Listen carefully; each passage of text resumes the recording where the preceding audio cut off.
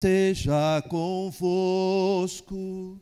Ele está no meio de nós. Proclamação do Evangelho de Jesus Cristo, segundo São Lucas. Glória a vós, Senhor.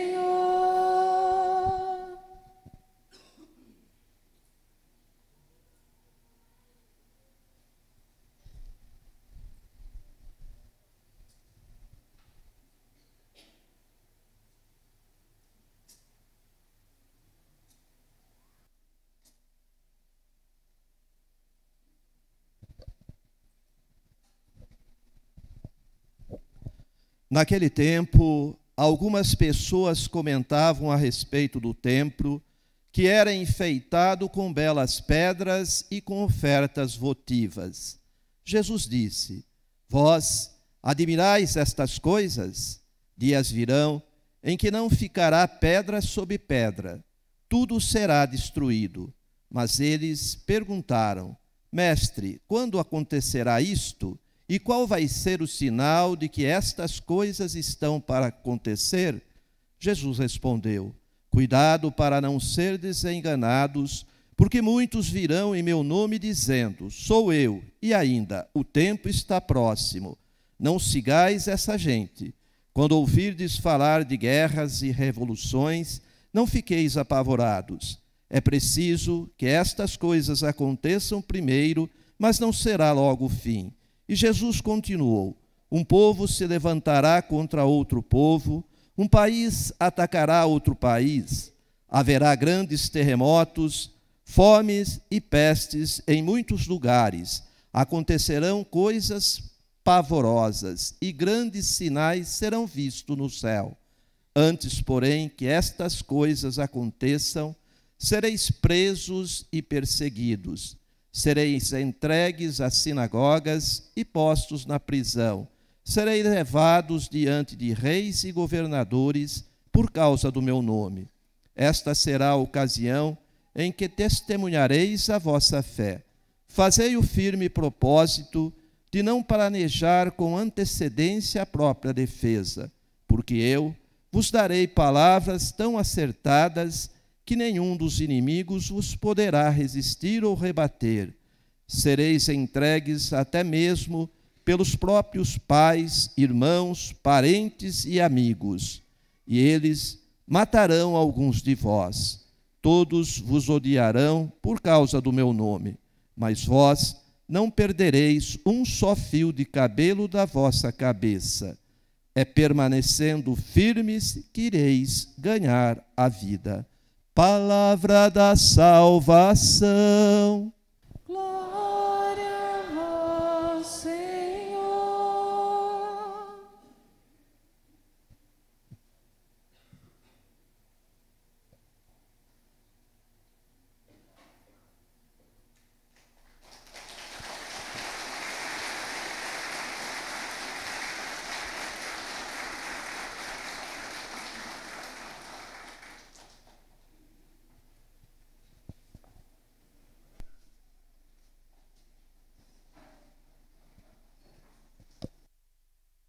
Pega um dicionário para mim.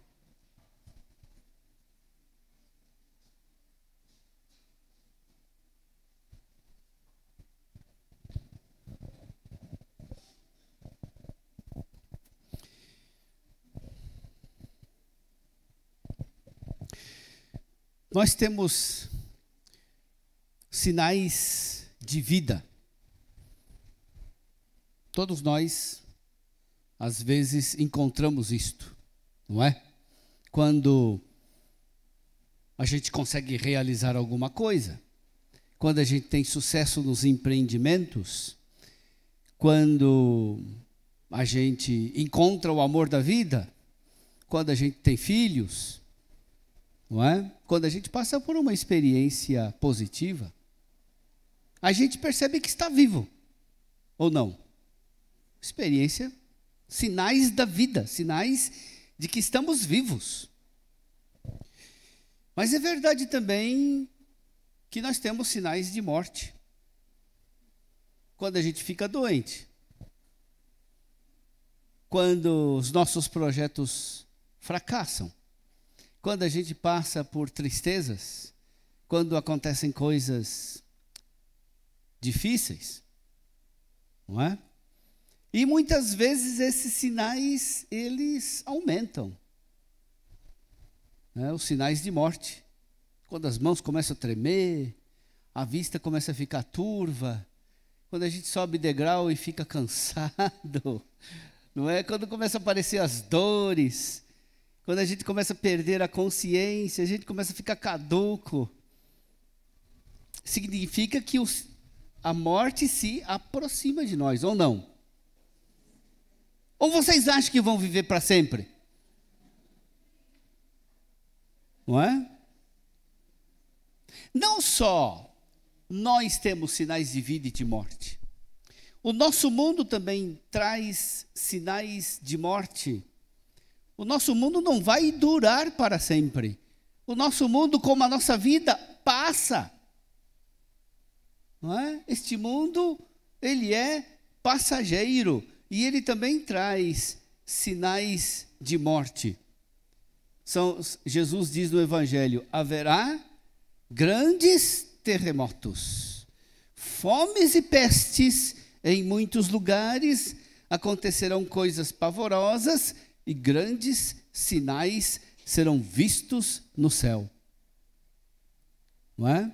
Quando a gente vê estas coisas, os cataclismos, furacões, terremotos, fome, pestes, doenças, pandemia, a gente percebe que o nosso mundo também traz sinais de morte, de que se aproxima a sua dissolução, se aproxima também o seu fim. Não só o mundo, mas também a nossa sociedade, a sociedade humana. Jesus nos fala disso claramente: um povo se levantará contra outro povo, um país invadirá outro país. As guerras, as revoluções, as turbulências, os tumultos, as desordens, o caos social, as injustiças, são também sinais da morte de uma sociedade. Por quê? Porque passa. Não é? Para os judeus, o sinal da morte do mundo era a destruição do templo de Jerusalém. Quando Jesus, as pessoas estavam elogiando o templo porque ele era bonito, ornado de belas pedras e ofertas votivas. E Jesus diz assim: vós admirais estas coisas? Dias virão em que não ficará pedra sobre pedra, tudo será destruído. Quando o judeu escuta isto, ele estremece, porque isto não é só destruição de um templo, de uma construção, é sinal de que o mundo se aproxima do fim. É por isso que eles perguntam: quando acontecerá isso? E qual vai ser o sinal de que estas coisas estão para acontecer? Não é?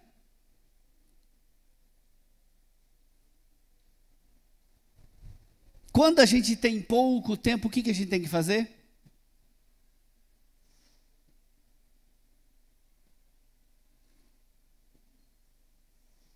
Quando a gente tem pouco tempo, o que temos que fazer?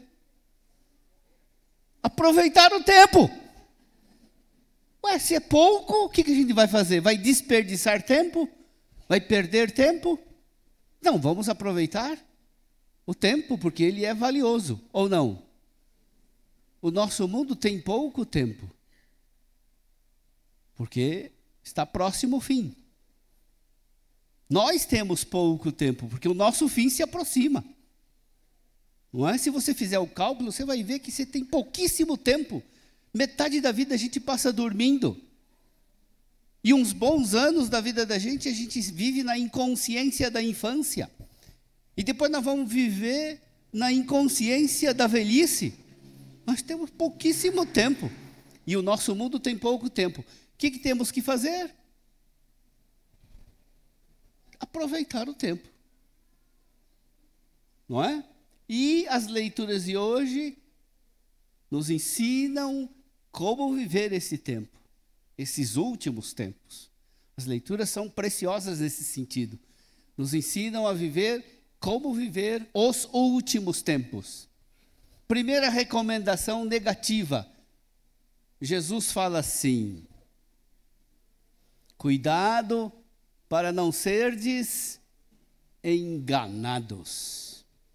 Porque muitos virão em meu nome dizendo, sou eu, e ainda o tempo está próximo. Não sigais esta gente.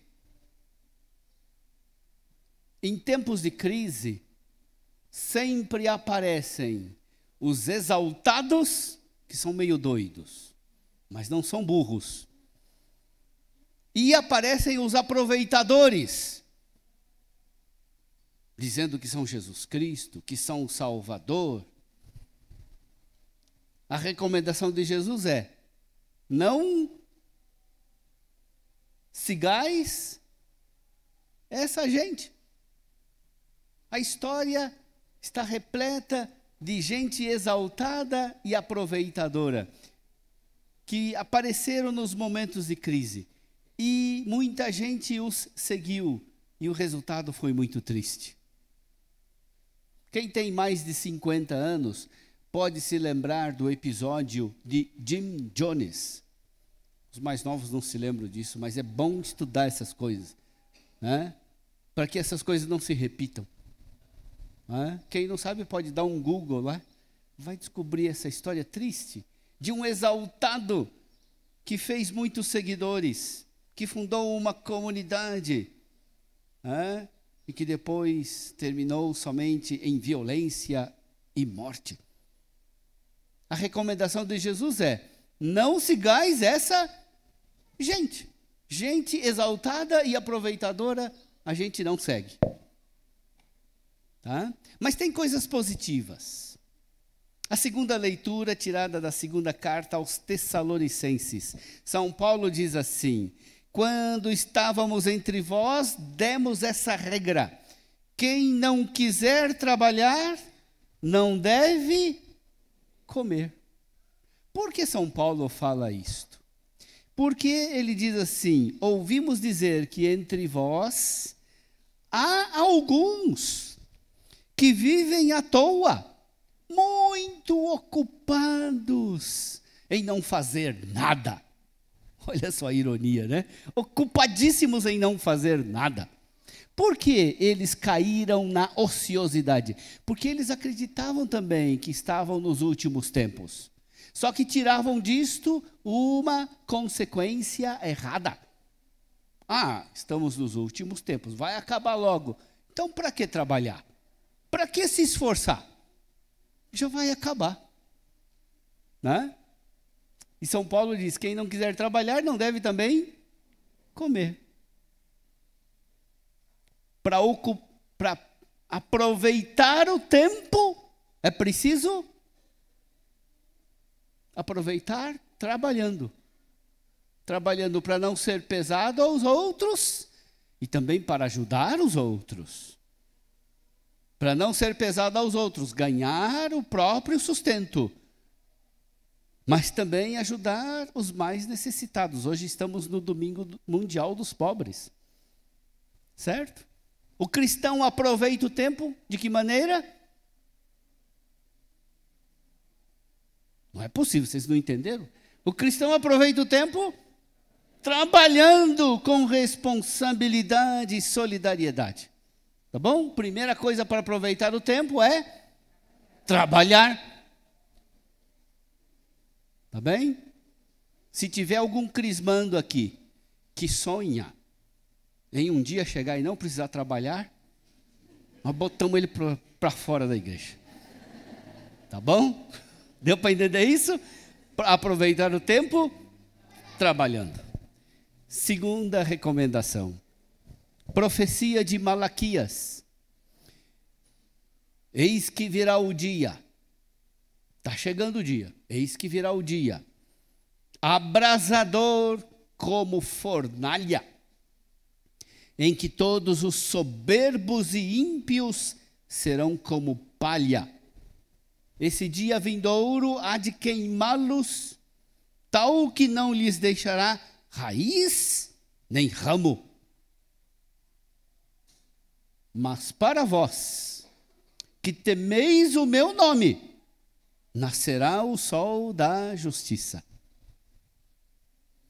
Temos duas alternativas: a fornalha que tudo queima ou o sol da justiça. O que vocês querem? Ainda bem. O sol da justiça. Então, para isso a gente deve aproveitar o tempo vivendo na justiça, temendo Deus, respeitando Deus e respeitando os outros. Não é? Virá o dia, e para os soberbos e os ímpios será como a fornalha. Para os que temem a Deus, o sol da justiça que brilha. Então, para aproveitar o tempo, o cristão faz o quê? Trabalha, teme a Deus e pratica a justiça. Tá bem? Terceira coisa. Para aproveitar o tempo é preciso dar testemunho da fé. Aproveitar o tempo para dar testemunho da fé. Jesus fala que os cristãos serão levados às sinagogas, postos na prisão, levados diante de reis e governadores por causa de Jesus. Não porque cometeram crimes, mas por causa de Jesus. E aí Jesus diz assim: esta será a ocasião para dardes testemunho da vossa fé. Dar testemunho da fé. Muitas vezes o testemunho da fé vai nos cobrar um preço alto. Às vezes também um martírio. Não para todos, mas para alguns sim. Não é? Esses dias atrás eu fui visitar, fizemos uma peregrinação ao santuário dos mártires coreanos.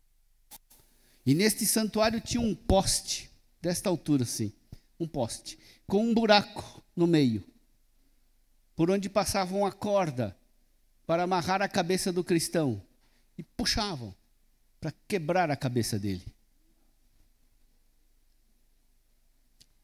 Vi ali uma prancha de pedra.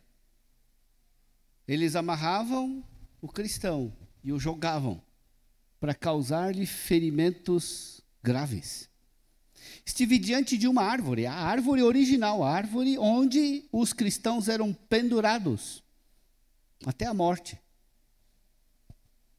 E, como isso dava muito trabalho e demorava muito, eles inventaram um novo método.